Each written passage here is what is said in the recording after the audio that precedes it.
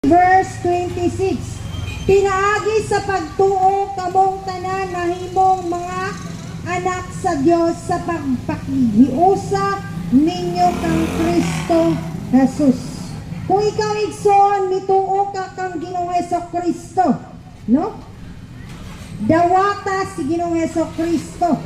Bisan wala nimo siya makita, kung mituo ka, imo siyang dawaton ug ipahari sa imong kinabuhi. Mo nang ang imong espiritu o ang espiritu sa atong buhi nga Dios makighiusa nga na kanimo. Mo nang ang tao kung mudawat ni Ginoong Hesukristo, mahimo na din siyang anak sa Dios. Pinaagi sa iyahang pagtuo. Kay dili man tanang tao gani mo tuo kang Ginoong Hesukristo, dili tanan. Nagdepende ra na sa tao. Katong mga pinili sa buhi nga Dios, katura gyud mo dawat ni Ginoong Hesukristo, no?